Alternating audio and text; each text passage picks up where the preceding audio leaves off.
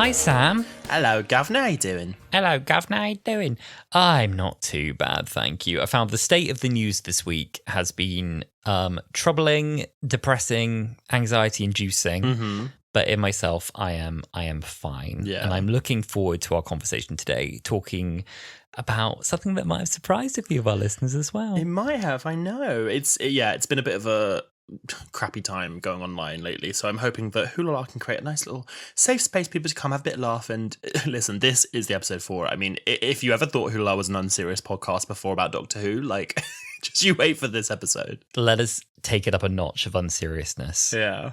Well, we were talking at the end of the last episode because we've been a bit last series of Wholala. We were very planned. We were like, okay, we're doing, the new series, building up to that. In previous seasons of Wholala, we've gone through all of series 1. In this one, we're really just hitting some of the favorites and talking about things that we love. Yeah. And we were like, oh, what should we talk about next week? What should we talk about? And we were like, oh, maybe we can focus on a companion, talk about some of their favorite episodes. And I think, was it you or I don't know if it was you or me who said something about oh yeah, remember when Jenna Coleman was in Waterloo Road? That was so good. We should talk about that at one point. Oh yeah. And it kind of led to this conversation of, do you remember that amazing show that Billy Piper did in the mid-noughties? And we were like, we can't talk about that for a whole episode. Surely, could we be allowed? Not. And then we remembered that we run this podcast. So we can do what we want. You're absolutely right. We must return to Jenna Coleman's story in Waterloo Road at some point. But yeah, we just thought, you know what? It's our podcast and Doctor Who's not on air at the minute, so we can actually talk about anything we like. We can anyway. We can talk about other things while it's on if we so desire. But yeah, we thought this week we'd subvert your expectations and we'd tell you that we were going to discuss our favourite Billy Piper episodes, but we didn't say our favourite Rose episodes. We did not. We never specified it was Doctor Who. It is a Doctor Who podcast, but there's links though. There's more than one link. Yes.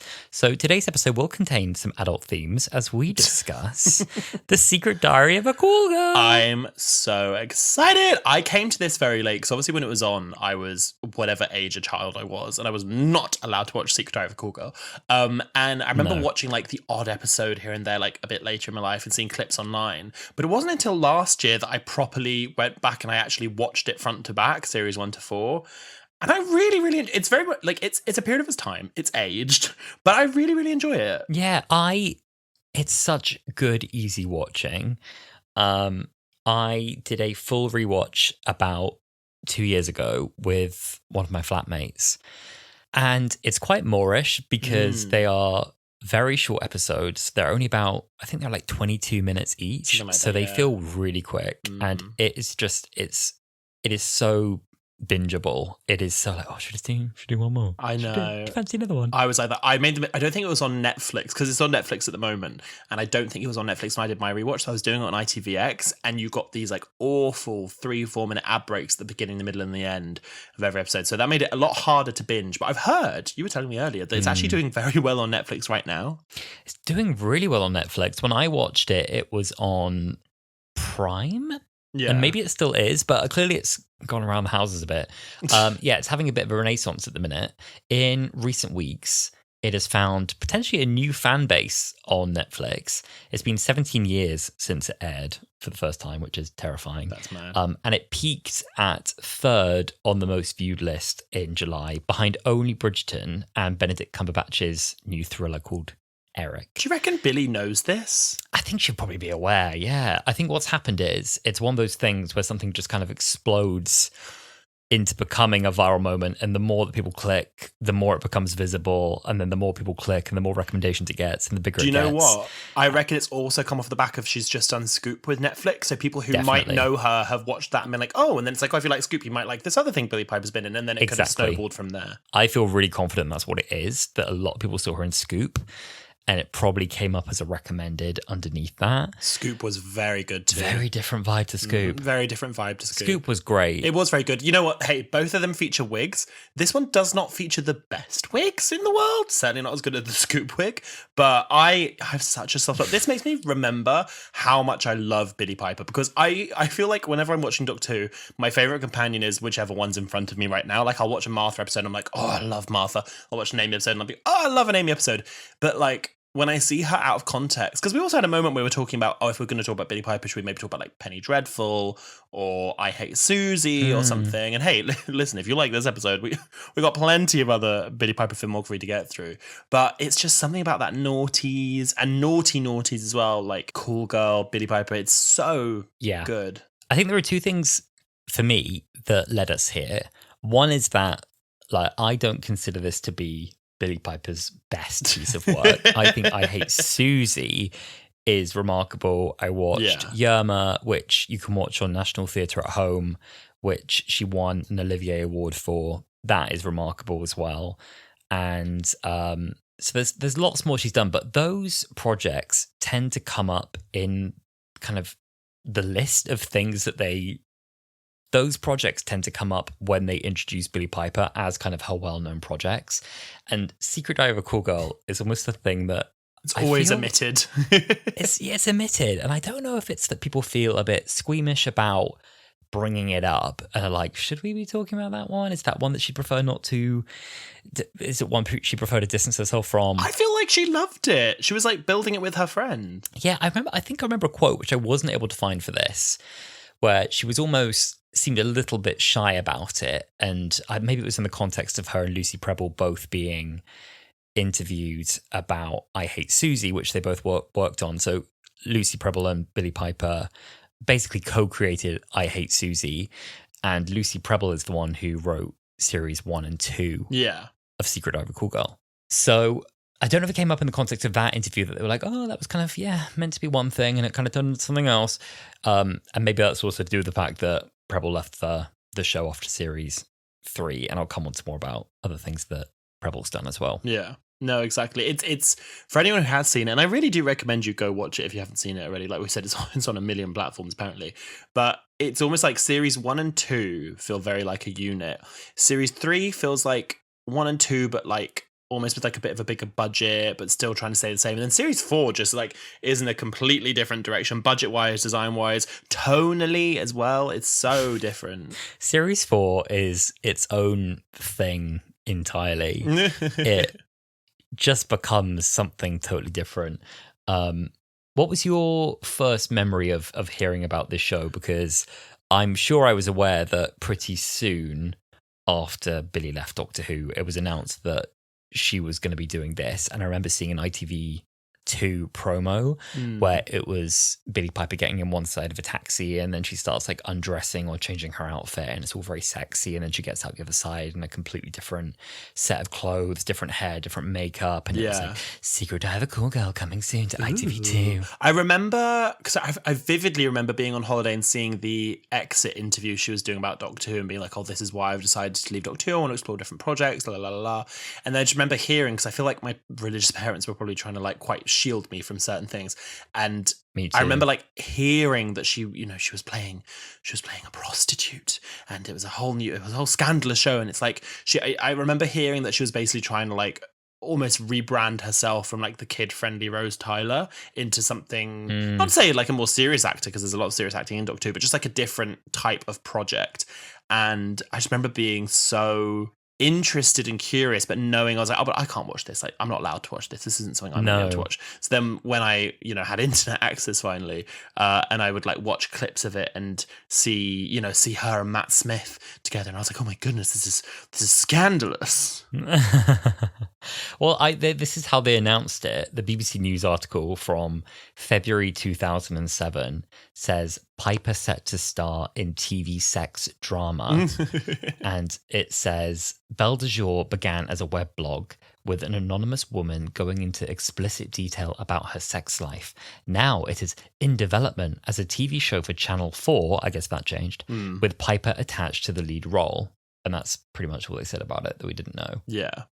I feel like they probably didn't want to say too much ahead of it, because also I find, having rewatched some of it for this, that series 1 leans it's definitely like a comedy at heart, but I think it plays a lot more as well on the serious tone. It's almost like they want it to be a bit more of a serious drama at times, where like you see the dangers that she's in because of her line of work, and you see the difficulties that it brings to her life, whereas I feel like when you get to the later seasons, it's not only a lot more fun and silly, but it's very stylized. Like, I know Gemma Chan is a very like caricaturized mistress, and she's always wearing like spandex and leather and dominatrix, exactly. Yeah. And I feel like it definitely became something. I don't know that it was intended to, for better for worse. I really love it. I think it's all very camp. It's hilarious. But yeah, it's definitely changed as it went on.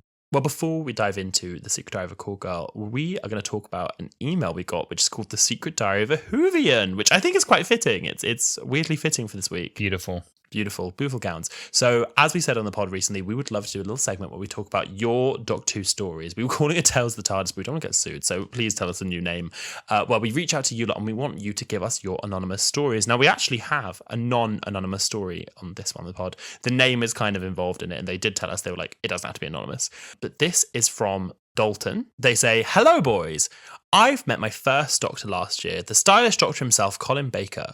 While talking to him, he hinted that he was involved in something to do with the 60th, which I now know was Tales of the TARDIS. And they've put a little TM next to it, which I think is also a hint to, like, maybe we don't call our segment Tales of the TARDIS. I know. But I think either Secret Diary of a Whovian. Maybe we should call it Secret Diary of a Whovian. Because it's anonymous. People hate the word Whovian. So Secret Diary. What if we called it Secret Diaries? Secret Diary of a Who fan. I'm just call it Secret Diaries. Secret Diaries of the TARDIS. I don't know. We'll workshop it.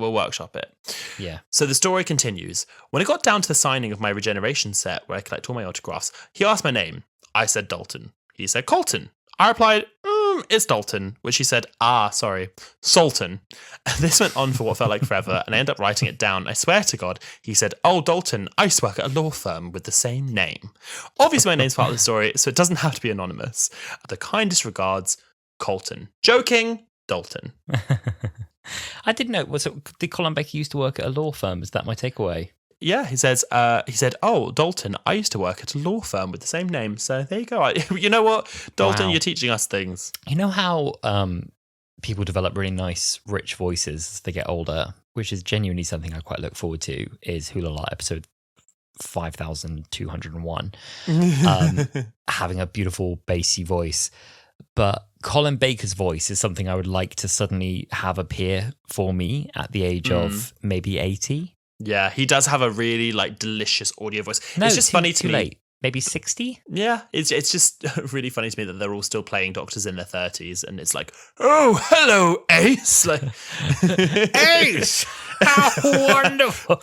Oh, we'd best get back in the TARDIS. It's like, "Perry, put the bikini on." Perry! Oh, God. Oh. Anyway. Well, thank you so much for sending that story. And as we said, please email us. It's hurtlepod@gmail.com to let us know your anonymous stories. You can also DM us on any of our social media platforms, which is @hurtlepod. Yes, please do. So, shall I give you a little bit more context about the series? Because I think some of our dear listeners might not know about this show. Oh, absolutely. Go on, give me some context. Okay, well, if you don't already know what we're talking about and you're still with us and you're curious to learn more, Secret Diary of a Call Girl was a drama series that aired from the 27th of September 2007 to the 22nd of March 2011 on ITV2, and it was based on the blog and books by the pseudonymous, I always say pseudonymous wrong, pseudonymous Belle de Jour, and the real Belle. At the time, the press kind of speculated that either like didn't exist, was made up, or was a man, but was revealed. All became plot lines for the show. Yes. And it was revealed that she was, in fact, a real person, research scientist, Dr. Brooke Magnanti. Oh my goodness, I'm just looking this up. I've never thought to try and scout down the real Belle de Jour. Oh, there's a clip on YouTube where the two of them talk to each other, and it's really awkward.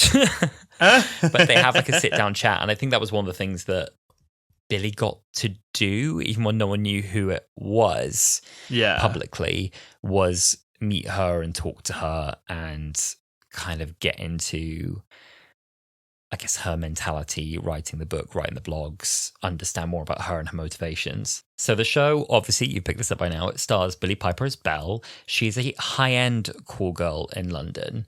That was one of the criticisms of the show, was the way that some people said they felt it glamorized her line of work, and Billie Piper defended that and said, actually, this is just showing sort of a different side to sex work that, you don't often talk about, and people think of it as being all drug fueled and exploitation and trafficking, and I'm showing you a different side of that with this show. Yeah. Is essentially what she said, paraphrasing heavily. Yeah. And the cast also included a lot of A-listers. Well, now they're A-listers. They weren't famous at the time.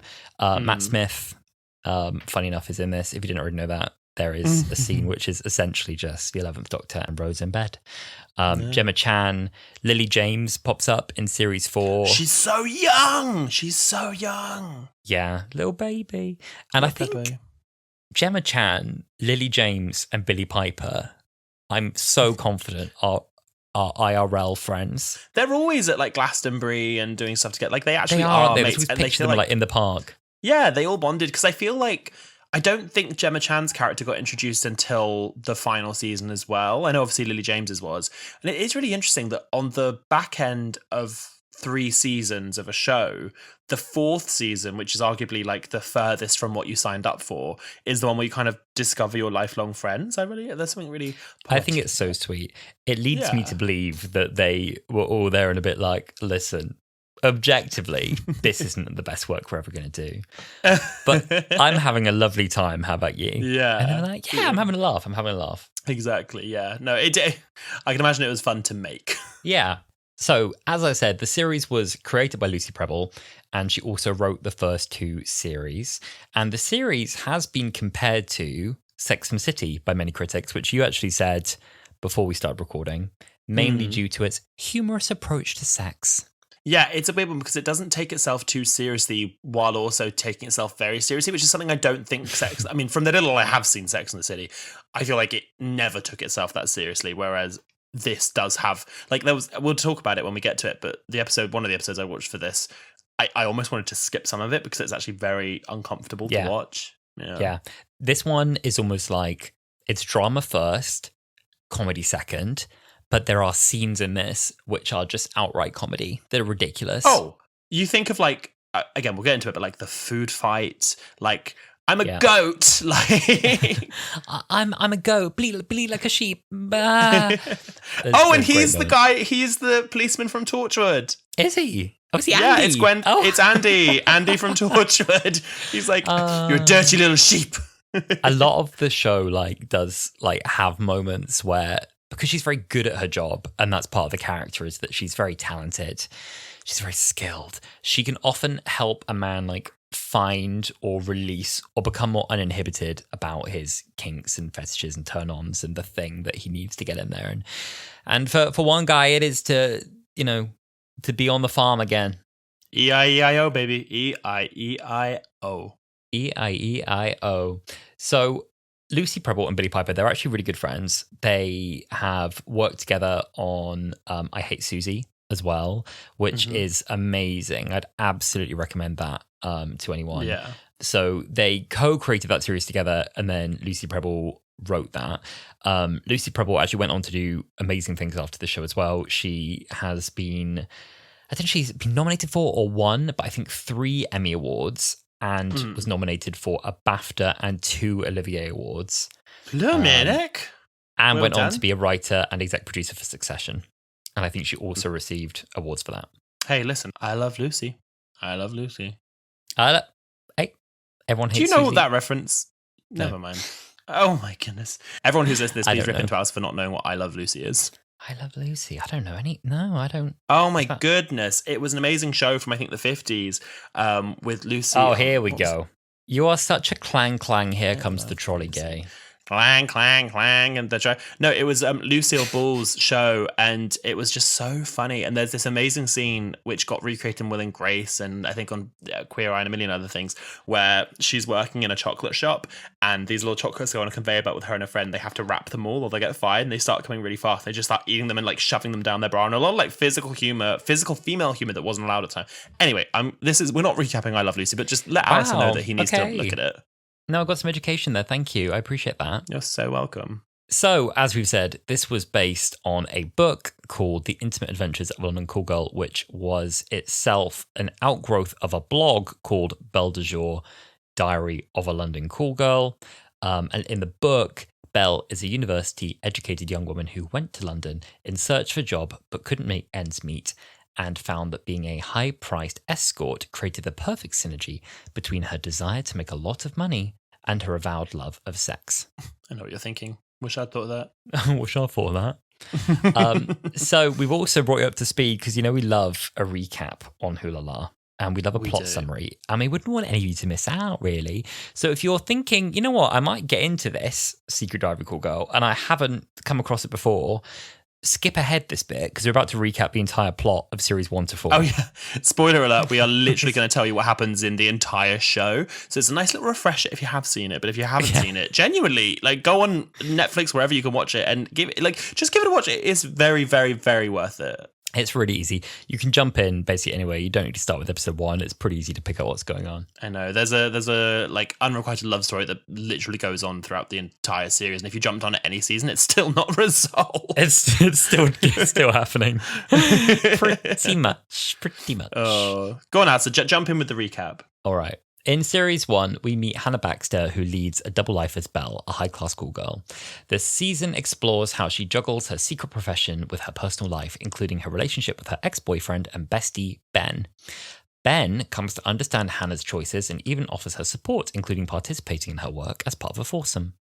Hannah faces many challenges, such as being offered a role as a courtesan, which she initially considers but ultimately rejects, and by the end of the season, she decides to go independent, leaving her agent, Stephanie, with Ben's support. In Series 2, Hannah takes on a mentoring role for a young escort named Bambi and starts a romantic relationship with Alex, a doctor unaware of her true profession. The relationship faces turmoil, however, when Alex discovers her secret. Despite her attempts to reconcile, Alex gives Hannah an ultimatum between their relationship and her work. When Alex tests Hannah by hiring her through the former agency, their relationship ends. With Ben and Bambi's support, she publishes a memoir about her life as a London call girl. In Series 3, Hannah's first memoir is a success, and she starts working on a second book with encouragement from her publisher, Duncan. Her publisher encourages her to take on clients with unusual fetishes to make her stories more compelling. Meanwhile, her sister Jackie moves in, complicating her secret life. Hannah develops feelings for Duncan, but their relationship crumbles when she learns he has been sleeping with Bambi. She retaliates by exposing his addiction to escorts in her book. As a form of escapism, she accepts a client's offer to go to Mauritius, but before she leaves, Ben, her best friend, expresses his desire to be with her, accepting her and her job as they come. Oh, it's a real cliffhanger, that one, I'll tell you. In Series 4, Hannah returns from Mauritius and purchases her own townhouse, remarking, "Every London girl's dream, my own front door." However, her happiness is marred when Stephanie, her agent, is imprisoned, resulting in her daughter Poppy having to stay with Hannah for an indefinite amount of time. Hannah also takes on Stephanie's role as Madam of the Business while she's away and continues to be an escort whilst being in a relationship with Ben. A client, Harry, takes a strong liking to Belle and his aggressive nature appeals to her. He tells her that she should leave Ben for him so he can fully satisfy her. Eventually, Ben gives Hannah an ultimatum about their relationship. This girl, she can't get away from these ultimatums, I'm telling you. Realising that she cannot leave her job, that Ben deserves better, Hannah ends it. As Adele plays in the background and tears stream down her face, she walks away from both Ben and Harry, deciding to move on with her life independently. Oh. Beautiful recap there, Alasdair. Well done. Oh, you're so welcome. There's a moment where I think Belle, this is from memory, leaves a party in the finale and she's got the most mad, frizzy, curly, gigantic hair. And I'll make sure that we include it on essentially this episode's cover art that we put on Instagram and Twitter because it's so iconic to me, especially when she's got mascara all over her face and she has a very sad breakup with Ben by the River Thames. And she's like, "You deserve better than this." I don't want to have it. And in the background, you can hear, is it Pavement or is it, I think it's Someone Like You. And it's, I think it's Someone Like You. Someone Like You. And it's a full minute on a dolly of just her just walking down the street. And that's the end of the series. It's so intense. It's so intense. It's quite a tragic ending, actually. Yeah, it's a real bittersweet ending. I'm glad they end it when they did, because I feel like season 4 was a bit iffy and season 5 would have been really, really bad. There was nowhere to go. No, there was nowhere to go. I mean, I would be interested in a revival series, like a 3-episode mini series, just to see where Hannah is now. Hannah or Belle, either or. Like, I think that's an interesting story to be told there. But Billy does I don't know, maybe I not just want to love the come back series. for this. She has no interest. No, she was saying about how she doesn't want to do a season 3 of I Hate Susie. She doesn't feel there's any story, but she would love to do it in like 10 years, like when the kid's grown up and stuff. She was like, really? Yeah, I'd love to do that. Yeah. She was like, I would love to come back, but I would want to wait like a decade and then do another series then. So who knows? Maybe she'll find some love for Belle. I'd assumed it was cut short because of COVID, and maybe there was more like coming in like in a year or two. But that's it? Is it? Yeah, that's it. I have a couple quotes that I just wanted to say, and this is going to be very explicit for any of the listeners, so here's your little trigger warning. I just love the way that Belle talks about her job. So there's one episode where she says, because she always talks to the audience, but we haven't said that. She was always breaking the fourth wall. She's always talking to the audience. Yeah. And she goes, today's schedule is a threesome with another escort. The client specifically asked to get a double rim job, a golden shower, and a face ejaculation. This is nothing new, even though I'm hardly a girl's girl, but I will go gay for pay. And I'm just also, oh my God.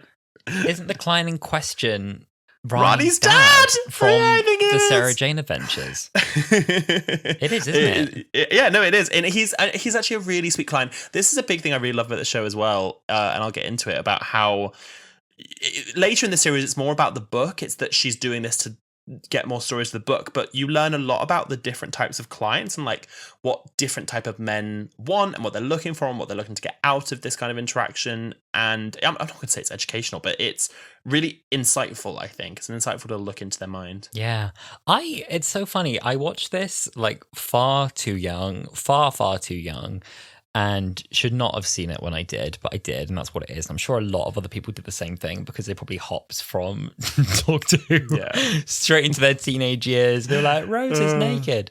But which is terrible, but I'm sure that's what happened.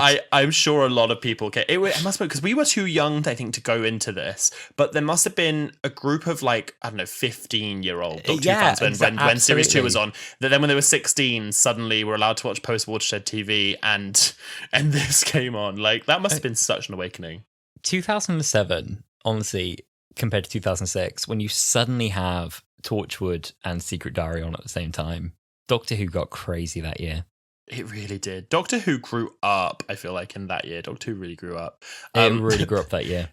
There's another quote. Some of the language in this I wouldn't use myself, but I don't feel bad quoting it when Belle says it. It's a quote. It's when she gets told that her book is really successful and they want her to write a second book full of all these men's stories. And she just cuts to the camera and she goes, wow, I'm going to have to do some serious whoring. I just love how they write this show. It's so dumb. Yeah. It's so funny. I like it as well. It's a very sex positive show, which is nice. Very sex positive, yeah. Oh my God, you know how people always say that they want to be like a Londoner because they hear Westminster Bridge and like I'm on the tube and I'm hearing Murray go like dun dun dun dun dun. And then you have this where people are like, I want to be a Londoner because I see Belteshaw. Well, the thing is, it's true. Yeah? Like, I know. The thing is, I was really going through a time where, like, yeah, first of all, like the Westminster Bridge, Rose season 1 opener really gave me like that, London living looks so exciting and being in the heart of it all. And this was kind of like right off the age where like a trip into London was like the most thrilling thing in the world. And I just loved like being in the city. It was so cool. And around this time then, my teenage life, it was like starting to show like that difference. It was like London by night. And it just made it seem so glamorous and romantic because she was always like traveling A to B in taxis and always like, dressed up and always like slinking her way into hotels. Overnight in Mayfair. But what's that line? Oh, wait, let me find the quote. Okay, I've got 2 good quotes. You ready? Okay. Quote 1, I love London. I love its rudeness, its lack of community, its impatience. I even love its weather. But most of all, I love the anonymity. The first thing you should know about me is that I'm a whore. In a world of children in bikinis and grandmothers in fuck-me boots, the surest way to tell a prostitute is to look for the woman in the designer suit. Locate the lifts, glide past reception, look like you know where you're going. Walk quickly, don't attract too much attention, be fabulous but forgettable. You should also know this isn't the real me. Mm-hmm. And like, I'm so serious. What a great opening to the show. Every time I enter a hotel now, I locate the lifts, glide past reception, look like you know where you're going. Walk quickly, don't attract too much attention. Fabulous but forgettable. That's amazing. I really like that's such a I don't mean to be like being like this is a beautiful piece of television, but like I love that she breaks the fourth wall because we really get the inner dialogue of what's going on in Belle's mind while all of this is going on. Really specifically what's going on in Hannah's mind, because obviously I don't know if we said that Hannah is her, real persona, and Belle is equally as real, but the persona she puts on while she is escorting. And there's a line, I think it's from the same episode actually, where she says, sometimes it's not the youngest or the richest clients you want or the ones you have the most in common with. For me, the perfect partner is one where I never have to be myself. And I just think that that's a really insightful reason as to, like you were saying, why obviously she has the privilege of not needing to escort. She's not doing it because she has to. She comes from a very well-off, middle-class, by the looks of it, family. But it's why she wants to do it and why she enjoys what she's doing. And I think that's what I love about the show, is that she isn't in this situation because she's been forced to or she has to. She's in it because she's like, I'm good at it and I like it. Yeah. And in a way, I think that's quite nice and also quite shocking for 2007 television to give like a bold and positive perspective on sex work. I think sex work, and also broader than that, just female sex. I think a lot of TV at the time, especially like post Watershed, when you are seeing sex on TV, it's very male heavy. It's for the male gaze, and I never ever think this is for the male gaze except for the male homosexuals. So I think that it's really impressive that they, obviously I'm not saying this is a perfect TV show, I'm sure they slip up in other places, but it feels like on the whole they kind of get right what they're going for, and they get the tone right. And I think this could have so easily turned into, I think a lot of it is because of Lucy Pebble, but I think it has so easily turned into just like gross smut, like, oh, let's watch Billie Piper have sex, like, and it doesn't become that. Like, she has all these different clients, and it's more often than not a quote unquote conventionally attractive or a symbiotic partner that she would tend to match with, like she was saying in that other quote. But it is showing you what she does well about her job, and like I was saying earlier, why she does it. It's not because she wants to have sex with all these handsome men. It's because she likes to learn about people, and she enjoys sex, and she's very good at it, and she likes getting out of people what they don't even know they want. Oh, you're so right. You're so right. My criticism, however, of Series 1 particularly would be my one note that I had. What episode did we watch? Oh, we watched the Matt Smith episodes. We must talk about that as well. Oh, yeah. My note on that was, oh my God, the background music. It is a Homes Under the Hammer type beat. It is like...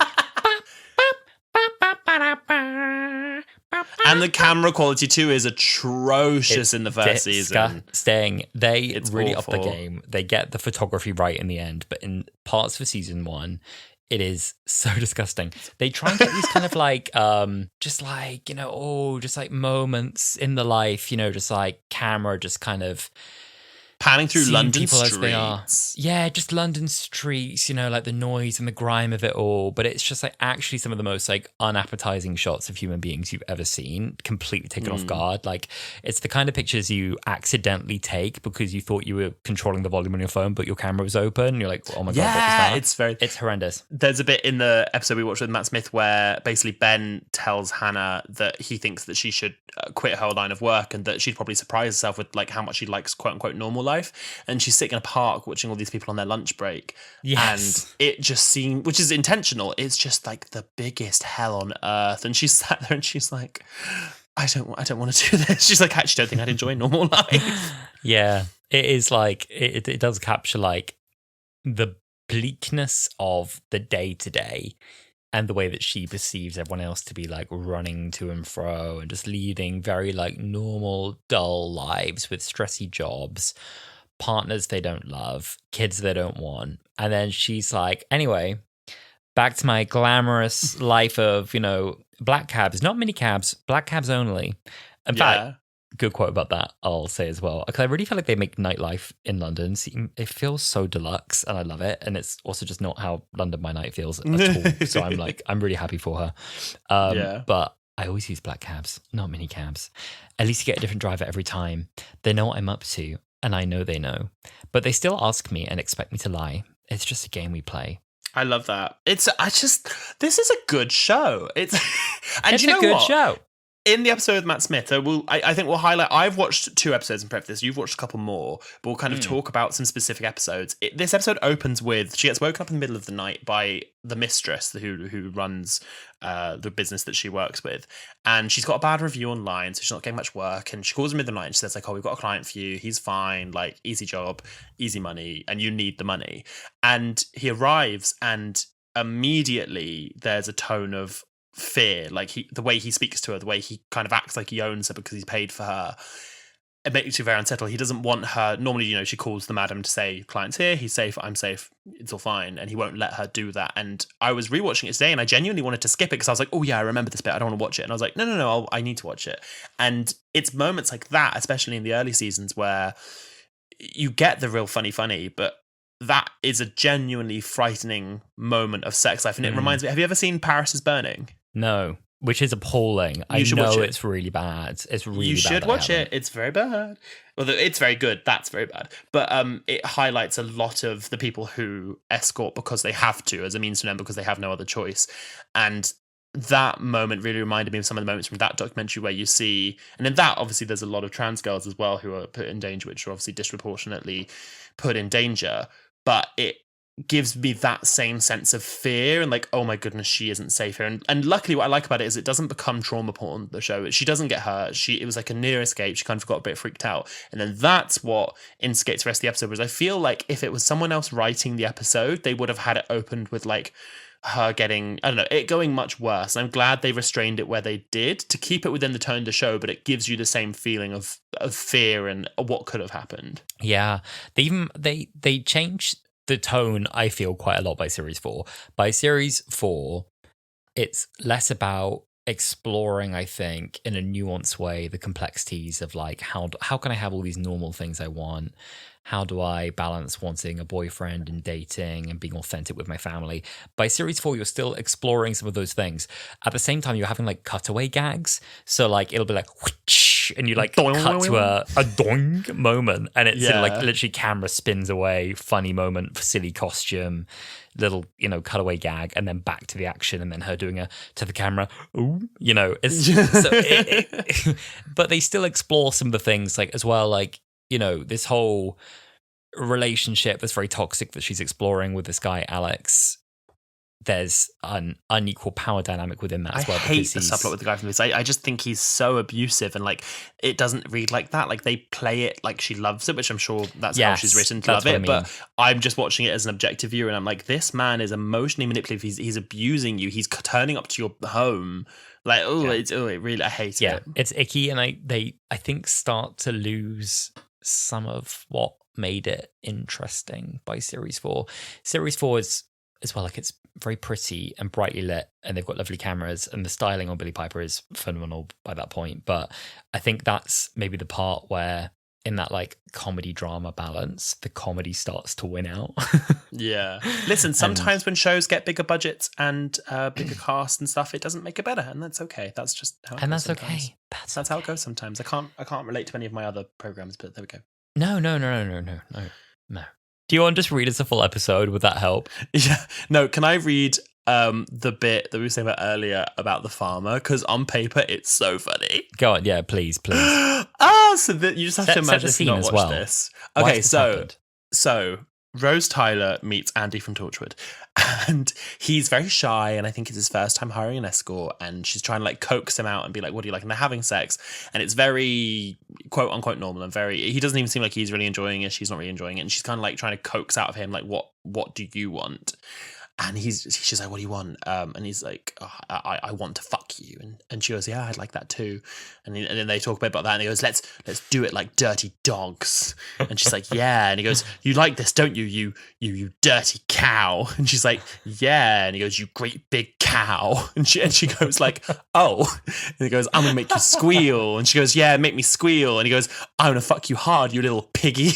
And she goes like, yeah. And he goes, you dirty goat.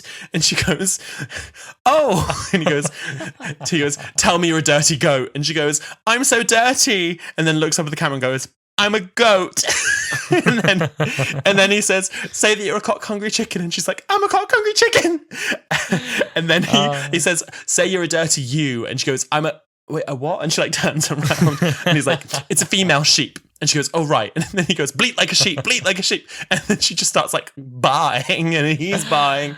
And then that's like what makes it finish. And it's so funny. It always sticks with me, that scene. It really works for me. Also, like, it just really solidifies, I think, my love for Billie Piper, that she's just like, she's so up for it, like for a laugh as well. Like she's such a talented actor, but also is able to move from kind of Doctor Who and being so in the public eye at a point where so many millions, like, what was the peak that it got around her era? Like, probably like 10 to 13 million people tuned in. Yeah, Doctor Who was absolutely everywhere. And then off the back of that, she was like, you know what? I'm up for this. Like, this script's a laugh. I'll do that. I can do that. I can do that. Yeah, no, I'm so proud of her for doing that, because I feel like it would have been very safe for her to... I mean, they talked about doing like a Rose Tyler spin-off, and I think she could very much like stayed in that world. And it's interesting seeing things as well, like I Hate Susie, that are very loosely based on the things in her life. And it's exciting to see her at still quite a young age, when she finished Doctor Who, jump into something so quote unquote risky and so different from what you're known for now, especially when she sort of reinvented herself to do Doctor Who. To reinvent yourself again so soon afterwards was a really bold move, and I really respect her for it. And I think that for all of the, you know, forgetfulness that people don't like to bring up Secret Diary of a Call Girl now, I think that is in part the reason why she then got offered versatile different projects, because people saw, oh, you're not just Rose Tyler, you can do all this other stuff too.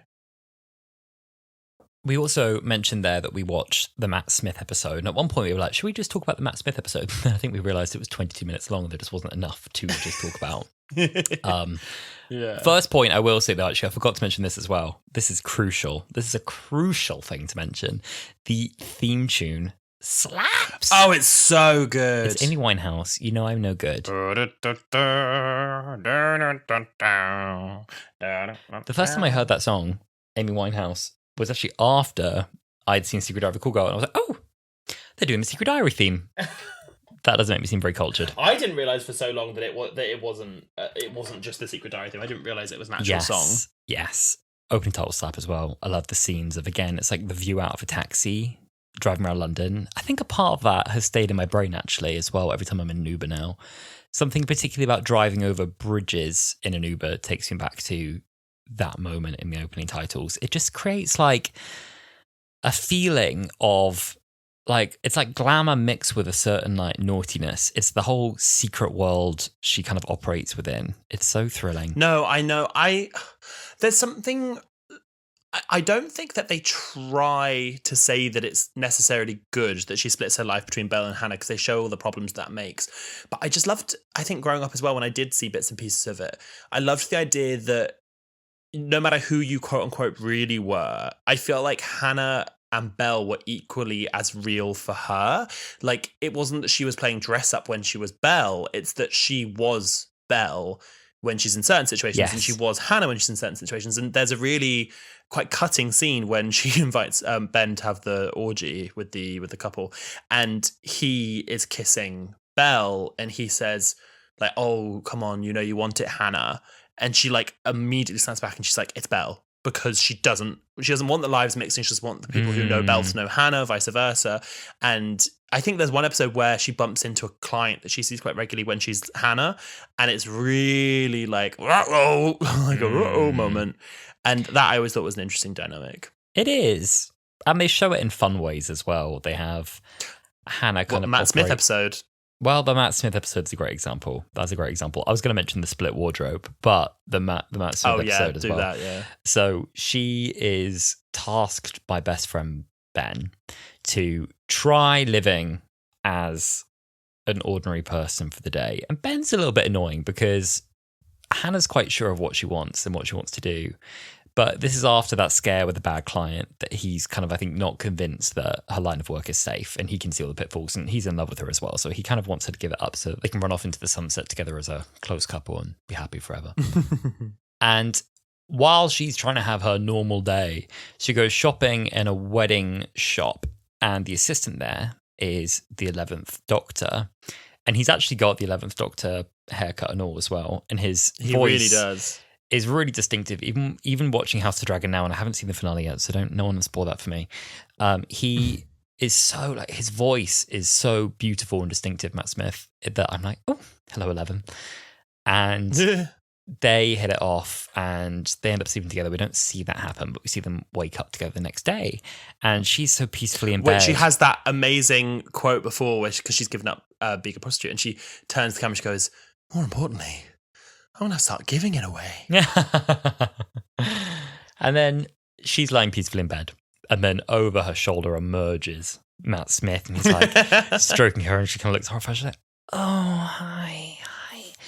She's like, I'm going to, I've got, a lot of stuff to do today. Lots of stuff. Very busy. Lots on. Very busy. I'll whip up some breakfast. And she's going through her cupboards and she's just got like nuts and, like crisps and olives. She's got literally like crisps and that like jar of olives. She's got absolutely nothing.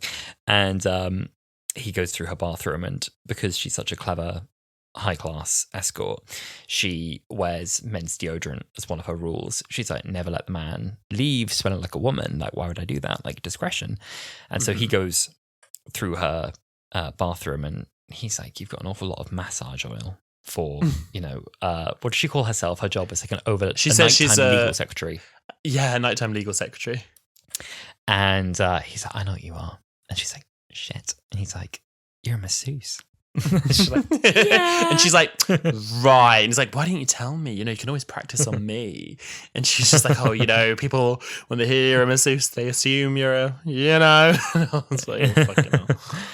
And then to get rid of Matt Smith, they she rings back and she's like, this guy won't leave. And he's like, just tell him his time's up. And she's like, no, I didn't charge him. And so he comes over like, hi, I'm Ben. I'm her fiance. And then he like cuddles up really nice and close to him on the sofa and kind of grabs his inner thigh, and it's like, hey. And with that, he's off.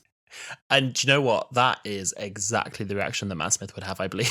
I believe that was a very Matt Smith. Do you know what? That is like Matt Smith is giving Craig from The Lodger in this scene. That's what I'm getting from this. If I have to link it back to Doctor Who. Heterosexual. It was very strange for teenage me's brain to know that there was an unseen sex scene between the 11th Doctor and Rose. I think this was the second thing they've been in together. There was a period thing they were in, I think, from like the 1800s or early 1900s or something, that they'd been together before that as well. And everyone was saying like, oh my God, it's like the Doctor and Rose and the period adventure. It's weird thinking about like, we always loved to relate Wholala to our growing up in our childhood. And do you remember when Matt Smith was in Christopher and His Kind right after he did series 5? Oh yes, I do. Yeah. That was my like, I don't know what's going on here, but something's going on here moment. Something's going on. That was like, yeah. He spends a lot of it from memory in like quite tight trunks as well as everything else. And there's definitely gay sex scenes in that, isn't there? Yeah, lots of kissing. We don't talk about that. As a community, we've forgotten that. We've moved on very quickly from Christopher and Its Kind, and it shows. It shows. I think we've since had the discussion about straight actors playing gay, and maybe that's one that we've just decided that we park. Yeah, it is weird when you think about all of the queer media that we've been given, and that is one of the things we've just kind of all left to the wayside. We're like, we don't talk about that. But yeah, that just reminded me of thinking about Matt Smith, like the 11th Doctor. Specifically, not Matt Smith, Billy Piper, the 11th Doctor and Rose Tyler, like having a sex scene. I just thought that like made my brain explode a little bit. Yeah. And then later she becomes the author to the editor of Jarvis from the Marvel films. To the editor of Jarvis? Is he Jarvis? He's Jarvis, and he's in Agent Carter, and then he's also in Avengers Endgame. Oh, yes, he is, isn't he? Oh, how funny. Oh, how funny. Well, look, I don't know. World. I don't know if I need any more Secret Diary coming back on my screens. I do want more Billie Piper back on my screens because she's someone I just love to watch. She's someone I like to follow as well. Just like someone whose life I find interesting, someone whose character I think is interesting. And I just really want to see what she does next, to be honest. I stand by wanting not like a full series, but like a 3-part, 45-minute episode mini-series, or like a 6-episode, 25-minute mini-series about what Belle's doing now. What do you think Belle's doing now? I think that Belle is a very, very successful author. I think she has... do you reckon she's finally made her film? Do you remember they were going to make the film? Oh, the film. You know what? If we read it as like a comparison to her real life, it probably started getting too meta, where it becomes the TV show, and then we have Billie Piper. She's executive producer on the Secret Diary of a Call Girl TV show. And then it I comes love full circle. that. Who would play Belle in the dramatization of the making of the Secret Diary of a Call Girl, which is aka Series 5 of Secret Diary of a Call Girl? Who would play Belle now? Would it be like Billie Piper at her current age? This is in the future. It's been picked up. Billie Piper at her current age, in my head, is playing Hannah/Belle, and she's the executive producer on the Secret Diary of a Call Girl TV show, and Anya Taylor-Joy is playing Belle. God, you tell what, that's quite a good suggestion, actually. That's quite a good suggestion. Let me ask ChatGPT who could play a young Billie Piper. I think it'd be Anya Taylor-Joy playing a young Belle de Jour in the TV show of it. And I reckon she is... I don't think she's a mistress. I don't see that for her. But I reckon she's still doing it on the side. And there's the whole subplot about what it is to be a London call girl as an older woman. You might see a couple of her old clients. Also, I think there'd be a really interesting plot point about her as a now older escort seeing younger clients, because a lot of the clients that she would see were older men or people her age. I think there's a really interesting dynamic there about an older escort meeting younger clients. Shall I tell you some of the suggestions that have come back? Okay. So, playing Billie Piper, Florence Pugh. Known for her strong performances, she also shares a resemblance with a young Billie Piper. I could see that. I could see that. Millie Bobby Brown. That I couldn't see. While a bit younger, she has the acting talent and could potentially capture Billie's energy. I don't necessarily agree with that. Thank you, ChatGPT. There's a number of others, but this one, Sabrina Carpenter. With her blonde hair and similar features, she could convincingly portray a young Billie Piper. Is Anya Taylor-Joy on that list? Because I think I've perfectly... not to play like a young Billie Piper, but to play a young Belle de Jour. It's actually got Lily James on there, which would be quite fun. I actually thought that for a second. I thought a really meta way of doing it. I'd love that. Would anyone else listening want to see a revival of Secret Diary of a Call Girl in some form? I think there is an actual story to tell, and I'd love to see it. Yeah. Another one they've put up, it's not a terrible resemblance. Hannah Murray from Skins. She's also in Game of Thrones as Gilly. I don't know if you know. Let me look her up. Hold on. Hannah Murray. She's kind of... Oh, I can see... Yeah. Do you know what? If she did a few years ago, like a Rose Tyler Series 5 cosplay, I could see that. Yeah. One last little bit of fan casting. I would love if they had another, if they have this subplot, I'm really seeing this in my head now. If they had the subplot of her being an older escort and she looks for advice, who would be the perfect person to play a slightly more mature woman as an older escort in London, living the height of society? Hannah Waddingham. Yeah, Hannah Waddingham could be her new agent, actually. I can see it all now. But then we really start to enter comedy territory quite fast. And good for that. And why not? Well, that was... Do you know what? I really enjoyed that. I love doing Hurtle. I love talking about Did you enjoy that? But this is such a emblematic feeling for that era of Doctor Who as well, of where we are in life, that you know what? I love that. I thought it was very silly and very fun. I thought it was great fun, but the fun doesn't stop just yet. I've got some fun facts for you. Oh, go on, chuck them to me. Okay. Billie Piper was pregnant during the filming of Series 2. And I think she took a break to recover from having a baby before she came back to film Series 3. But she commented on the difficulties of Hannah's wardrobe as Belle since Piper was pregnant for so much of the filming. So the crew decided to shoot using ulterior angles to disguise her baby bump, with Piper noting, "We were shooting around my torso, basically." For the nude scenes, body doubles were employed, and in addition, Hannah's wardrobe changed frequently, including the use of accessories such as shawls being worn, or on occasion, an entirely loose-fitting outfit. I'm obsessed in TV shows seeing how they hide pregnancies, and my favourite thing is when it's a sitcom or something that doesn't take itself too seriously, and they quite deliberately put it into the plot. There's one, I think it's a sitcom from the 90s, where this woman's holding a briefcase to carry her stomach, and you kind of see it, and then she turns to the side, and it's about 1.5 meters long. And like completely unexplained in the episode, she just walks away holding this suitcase to cover her Massive entire suitcase. midriff. It's so funny. Massive suitcase. There were a number of spin-offs of Secret Diary, and by a number I mean 2.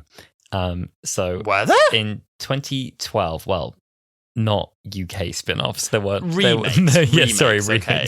I was like, what are we getting? The Ben Show? Like the Bambi show. Oh, it was so sad they wrote Bambi out. Anyway. Yeah, poor Bambi.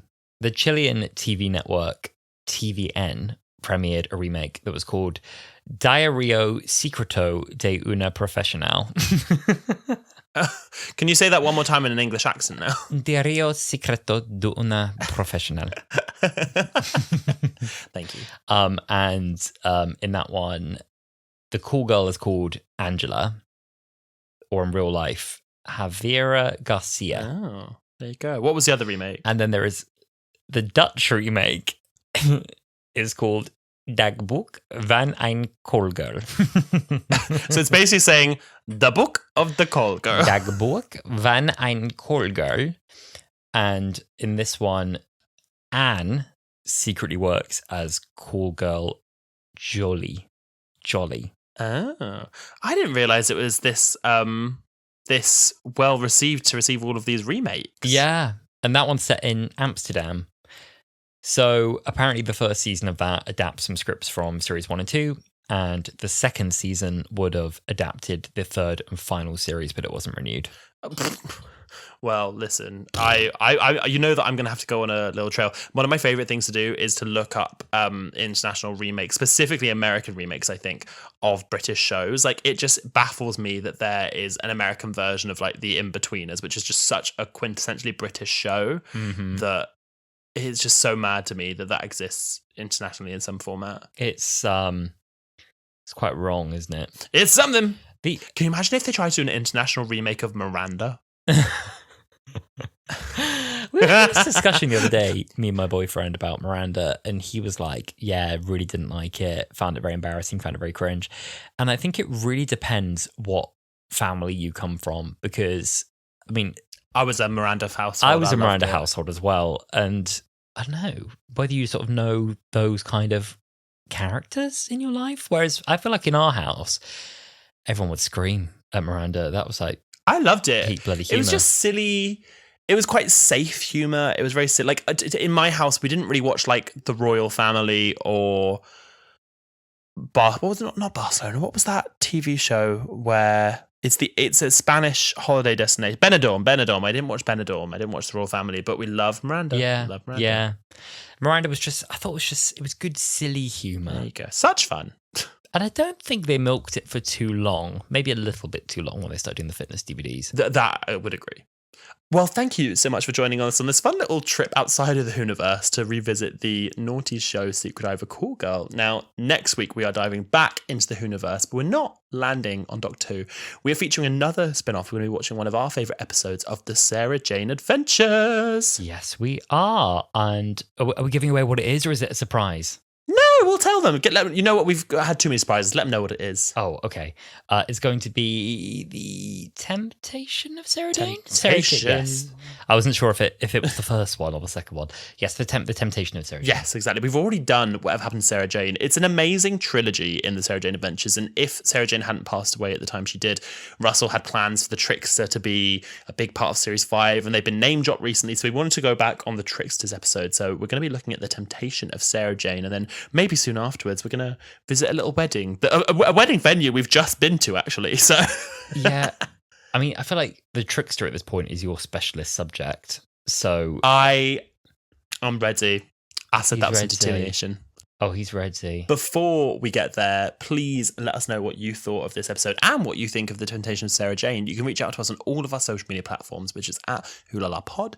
And you can email us, like we said before. We are loving your stories. Keep them coming. It's wholalapod@gmail.com. You can also rewatch old episodes of the podcast on our YouTube channel, which is also at Wholala Pod. Yes, you can. And if you enjoyed this episode, please do take just a moment to rate us 5 stars and follow wherever you listen so you get notified about our new episodes when they come out. You can check check out our coffee, ko-fi, and you can make a donation to the pod. Gratefully received towards our what's our effort to buy a Dalek? Are we getting closer?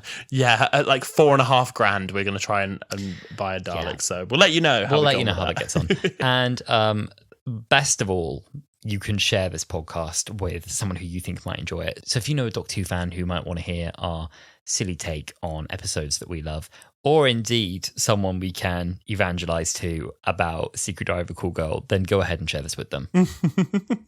I can't wait for Twitter. I feel like I saw quite a few Torchwood Resurgence posts after we posted last week's episode. I can't wait for the timeline to start being peppered at Babwolf Archives. I'm looking at you with little Secret Diary of a Cool Girl memes. Please let the resurgence happen. I need a series 5. Let it happen. Let it happen. Let this be the start. Let this be the start of a moment. Exactly. Well, thank you so much for listening, and we will see you next week. We love you lots. We'll see you later. Bye. Be well. Mwah.